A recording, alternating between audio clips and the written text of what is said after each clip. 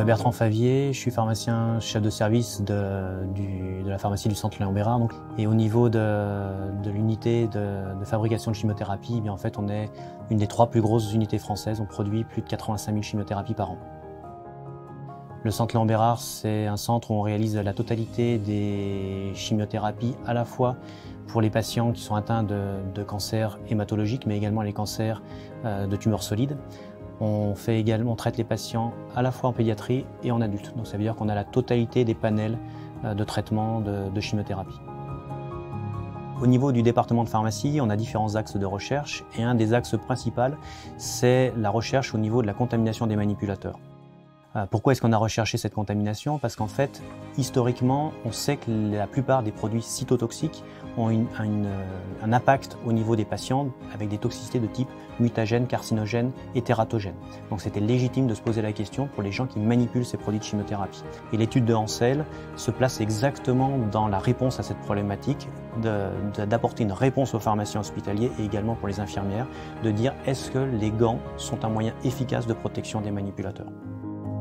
L'étude proposée par Hansel a un intérêt majeur par rapport à ce que représentent les normes à l'heure actuelle, soit les normes européennes ou les normes américaines, puisqu'en fait toutes les normes utilisent une évaluation à partir de tests statiques, à partir de cellules de perméation. Hansel a fait le choix de faire une évaluation de la perméation de ces gants par rapport à une étude dynamique, et en plus d'être dynamique, elle se rapproche des conditions réelles d'utilisation des gants des manipulateurs, c'est-à-dire que la température est prise en compte, à l'opposé de ce qui se passe pour les normes, où on est à des températures ambiantes. Là, on est situé à des températures, soit de la température corporelle, soit des températures que l'on rencontre lors des chips.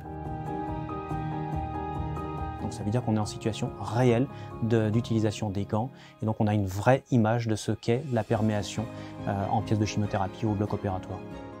Pour moi, pharmacien responsable de l'unité de production des chimiothérapies, c'est évident qu'il faut que j'expose mon personnel à un niveau le plus bas possible. Et l'étude Hansel, en cela, me permet de faire des choix. Pourquoi? Parce qu'en fait, comme la première étude ACPP, la perméation, les résultats de perméation permettent de façon scientifique aux pharmaciens de faire un choix soit sur le type de gant, la matière de gants, soit sur la durée d'utilisation des gants, soit sur l'épaisseur des gants. L'étude Hansel permet également de valider ou de mettre en place, ça dépend en fait du type d'établissement dans lequel on se situe, notamment le double gantage qui est indispensable pour moi lorsque l'on manipule des produits dangereux dont les chimiothérapies, le changement des gants très régulièrement, c'est-à-dire entre toutes les 15-30 minutes maximum, afin d'assurer encore une fois la sécurité optimale de nos manipulateurs.